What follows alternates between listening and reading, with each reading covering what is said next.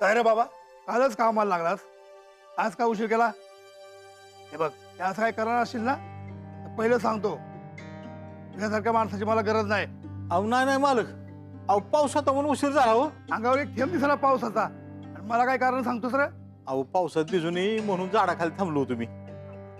आणि मग भिजल्या अंगाने काम कसं करायचं? अहो म्हणून उशीर झाला हो. तू भिजल्या अंगाने कर, नाही तर कोरड्या. माझं मला काम कंप्लीट झालं पाहिजे. अहो होणार की मालक, तुम्ही काय बी काळजी करू नका. मला काय काळजी करू नका.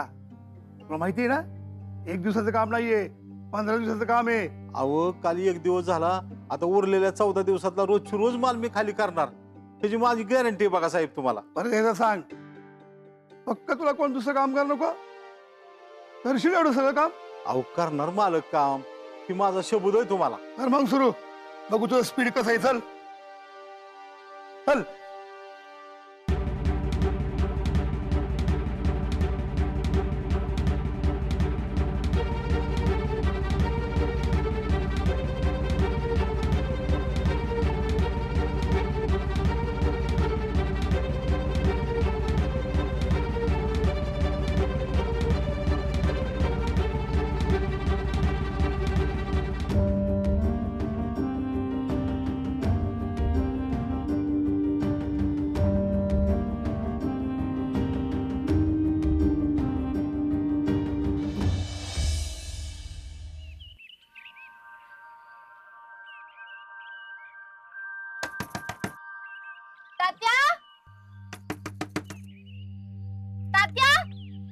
तुम्ही अगं झोपले असतील तात्या.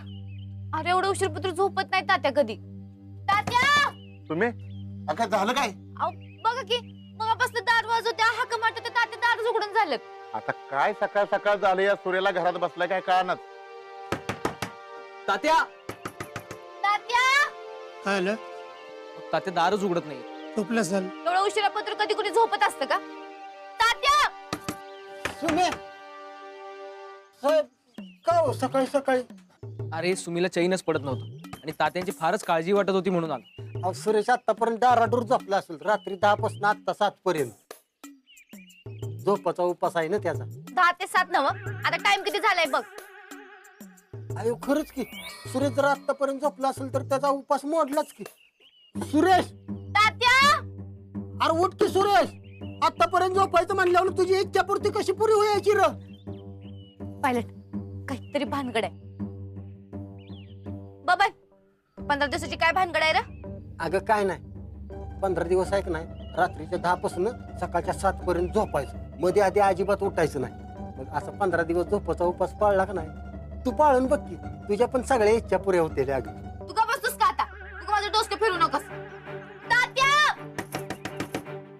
तात्या कसली कसली झोप लागली तात्यासनी. बबन दरवाजा तोड. तर हो जा. सुमे, तात्या अगं कदाचित मागे असतील, आंघोळ वगैरे करत असतील. हा चल माग बघूया. सुमे तू जा बापू, कसं येणं केलं? या या या या.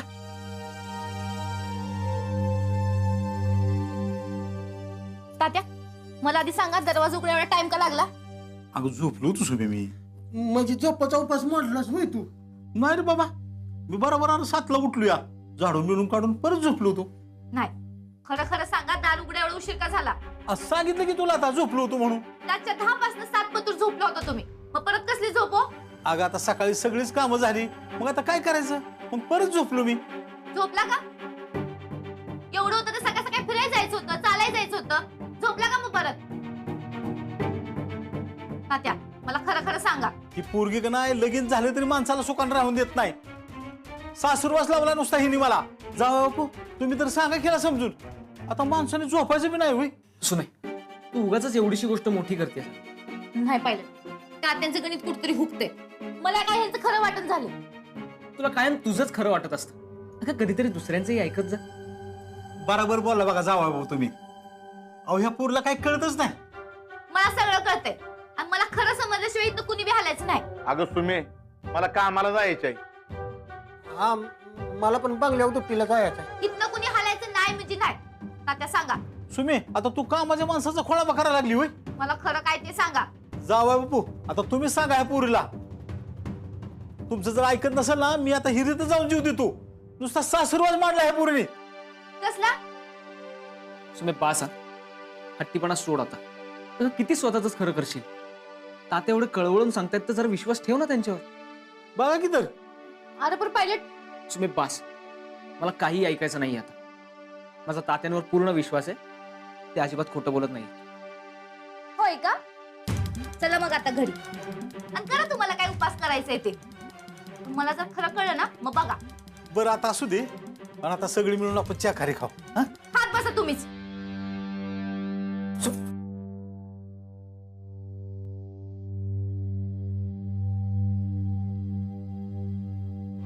तात्या तुम्ही काही काळजी करू नका, मी समजावतो तिला. हं? येतो.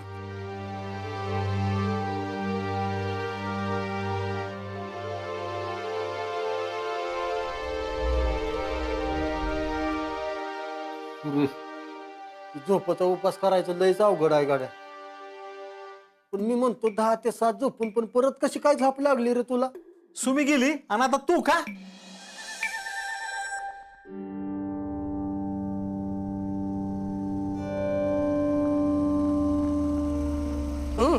ताई आलं बघ समोर.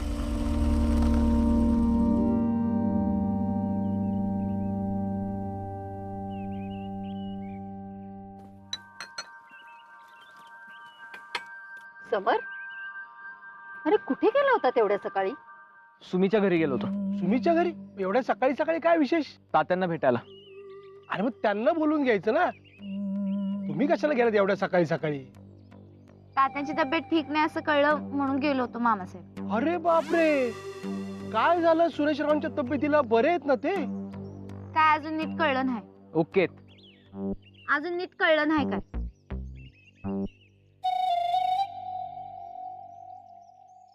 तिला काय झालं? चिडलीये माझ्यावर. साधारण कदा चिडतच असते कुणावर तरी. समर, काय झालंय? तुम्हा दोघांमध्ये काय भांडण? अहो नाही हो डॅडी. सुमीला वाटते की तात्यांची तब्येत ठीक नाहीये आणि मला वाटते की तात्या बरे आहेत. मी तिची बाजू घेतली नाही ना म्हणून चिडलीये माझ्यावर. अरे पण नवऱ्यावर असं चिडणं बरोबर नाही.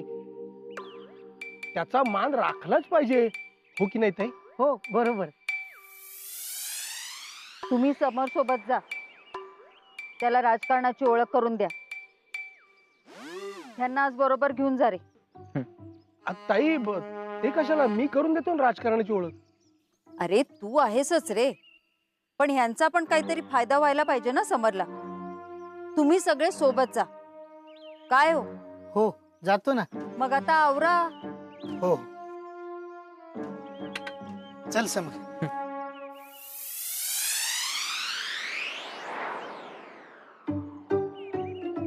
ताई भाऊजींना कशाला उगाच त्रास ना? त्रास कसला त्यात? इथे बसून राहतात तर तिथे जाऊन बसतील. त्या खानावळवालीच्या बापाची काय भानगड आहे रे? ताई मी दिलेली किल्ली बरोबर बसलीये बघ. आजारी पडला बघ म्हातारा तो. अरे हो, पण तो म्हातारा आजारी पडून मेला तरी मला त्याचा काय फायदा आहे? त्याला सळो की पळो करून तू त्या खानावळवालीला कंट्रोल करणार होतास असं म्हणाला होतास. ताई ही तर सुरुवात आहे. ती खानावळवाली बरोबर कंट्रोल होणार बघ. तू काही काळजी करू नकोस. मी त्या आचार्याला बरोबर आवळायला सुरुवात केली.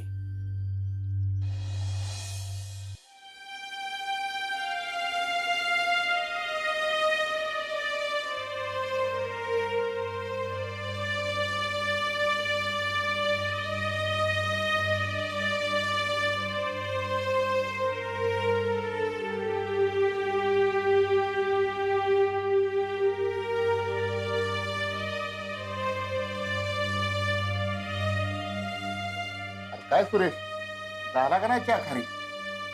नाही, सकाळचाच आहे. कधी बबन आला होता तेव्हा केला होता. तुम्हाला करू काय परत? नक राहू देत. कारखान्याचं जेवण लवकर बनवायला लागलं असेल. लवकर डबं बनवून लवकर डबं कारखान्यावर पोचवायचं म्हणजे आपलं झोपाय रिकाम झालं. आता किती झोपशील सुरेश? हा किती झोपशील? अरे मलाच कळणार किती झोपतोय ते. झोपच जाणार डोळ्यातली माझ्या.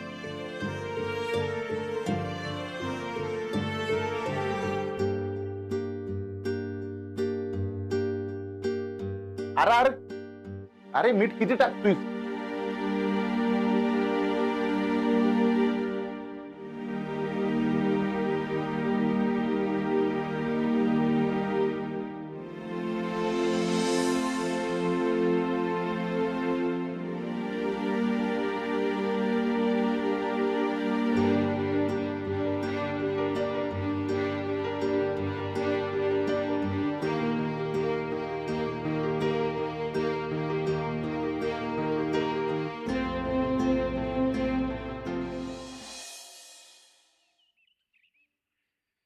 मामासाहेब टायमिंग बघा की. नाही नाही ती नाही, हे बघा की किती टाइम झाला साहेब, अजून बाहेर येणं झाली. तुमचं आवरलंय का?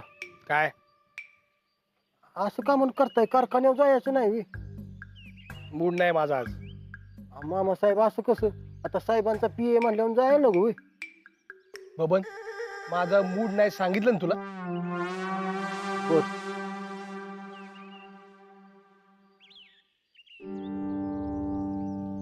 आलं आलं साहेब आलं. आम्ही जाऊ का मग?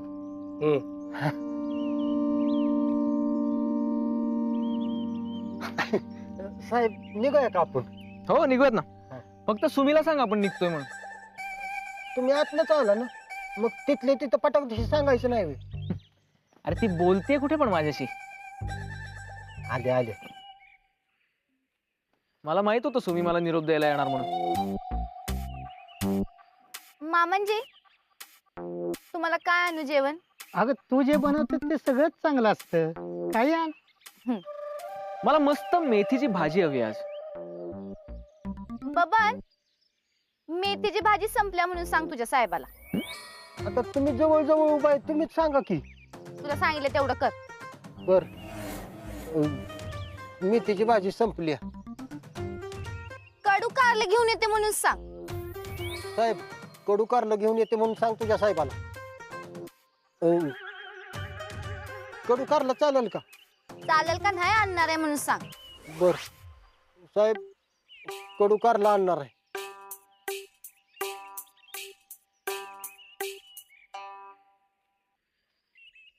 समी मॅडम का म्हणून चिडल्या तेव्हा? बबन, हे नवरा बायकोचं भांडण आहे, आपण त्यात पडायचं नसतं. नाही नाही तसं नाही काय, आपलं माहिती करून घेत होता आहो मी. अरे काय नाही, मी तिला हट्टी म्हणालो ना, आणि स्वतःच खरं करणारी म्हणालो, म्हणून जरा गुस्सात येत बाईसाहेब. समर, अरे नशीबवान आहेस तू. अरे असा गोड गुस्सा सगळ्यांच्याच नशिबात नसतो. हो पण गोड असू दे नाही तर कडू असू दे, गुस्सा तर घालवायलाच पाहिजे. कसा घालवू? ते तुमचं तुम्ही बघा बाबा. चला जाऊया आपण, चावी द्या. चला.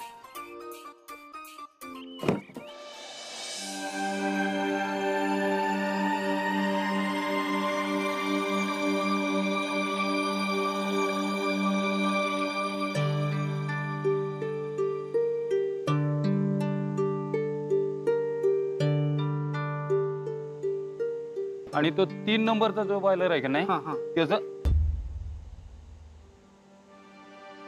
सुरेश, ए सुरेश, ए सुरेश, काय आला होय तुम्ही? हा हे घ्या तुमचं डबं. हे तुमचं डबं घ्या. अरे काय चाललंय काय तुझं? हा कुठं काय?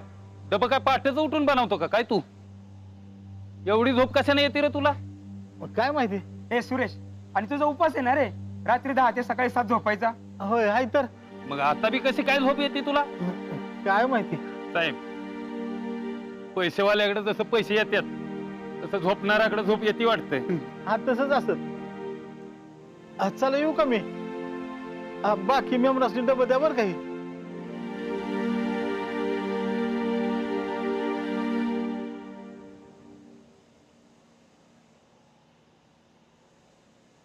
जाधव साहेब, सुमी आलती काय? नाही, ही आता साहेबांनी गरम गरम जेवण खायला घालणार. तुझ्यासारखं नाही, तू आम्हाला आता गार डबं घालणार 15 दिवस. अहो 15 नाही 13 दिवस राहिलेत. ए सुरेश, तुझी काय भानगड आहे 15 दिवसाची? अहो माझ्या चिमणीचा संसार सुखाचा व्हावा म्हणून मी करतोय सगळं. अरे बाबा, सुमीचं आता चांगलं झालंय. तिचा संसार सुखाचा सुरू झालाय. तू नको काळजी करू. अहो ह्या सुखी संसारात कुठलं इग्न नको यायला म्हणून करतोय असं समजा.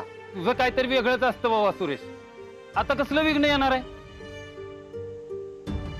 अहो आलं तर माझ्यामुळेच येईल. हे बघ, तू जरा मग नीट वागत जा. उगाच सुमीला भडकायला लावतोस. आता कसं सांगू तुम्हाला? सुमी आल्यावर तिला एक समजून सांगणार का? काय? अहो ती जरा चिडली आहे माझ्यावर. तिला म्हणावं चिडू नकोस ह्या गरीब बापावर. हा ये तुम्ही.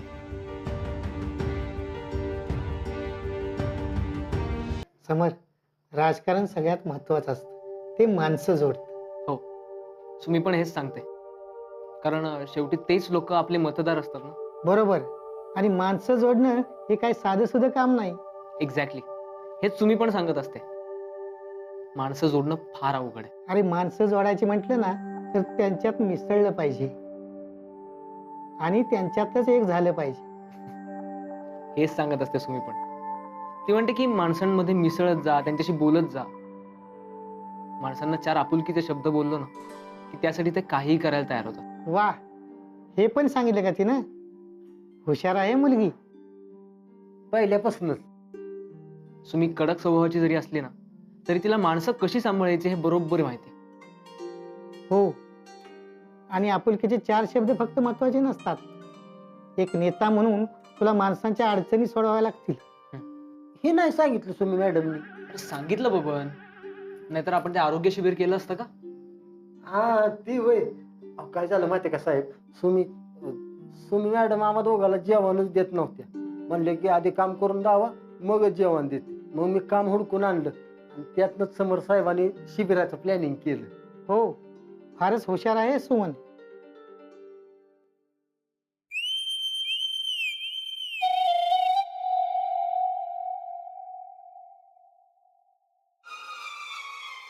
म्हणजे तुम्हालाच माझी काय ती किंमत बघा. नाही तर बाकीचे असतात मला काय कळत नाही म्हणणारी. डॅडी, त्या आरोग्य शिबिराची जी आयडिया होती ना ती माझीच होती खरं तर. तुम्ही त्याचं क्रेडिट तू का दुसऱ्या कोणाला देऊ नका.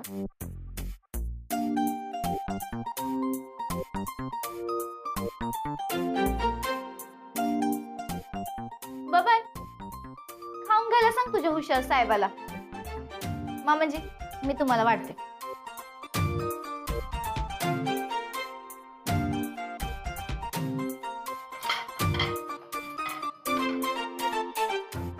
मला वाट ना. बाबा, तुला काय सांगितलं मी? हो हो साहेब, तुम्ही जेवून घ्या. थांबा, मी वाढतो. नाही नको, मला जेवायचंच नाही. अहो पण भूक लागली असते की तुम्हाला. बबन, मला नाही जेवायचंय.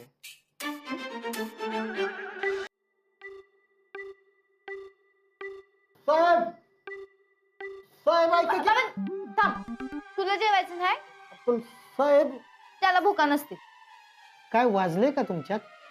मला पायलटचा राग आला. का?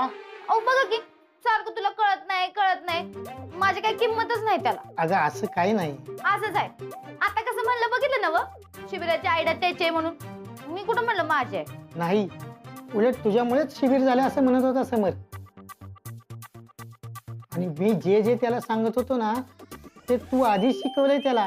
किती कौतुक करत होता समर. होय, साहेबांनी काय सांगितलं का नाही की सुमीनं सांगितलंय, सुमीनं समजावलंय असंच म्हणत होतं. साहेबांनी कितीतरी वेळा म्हणायला लागले की बाबा तू हुशार आहे, तू हुशार आहे. अगं खरंच खूप कौतुक करत होता समर. आणि तू त्यासने असंच उपाशी गाडीवलंस. मग मी कुठं? मग जेवण का म्हणून वाढलं नाही त्यासने? आता तुझ्या गुस्स्यामुळे जेवणाचा अपमान झाला का नाही बघ बरं. बरं, आता दोघही राग सोडून द्या आणि जेवायला बसा. साहेब, आता साहेबांचा राग जात नसतो. यावं रागाचं लोणी करायला लागतंय. रागाचं लोणी?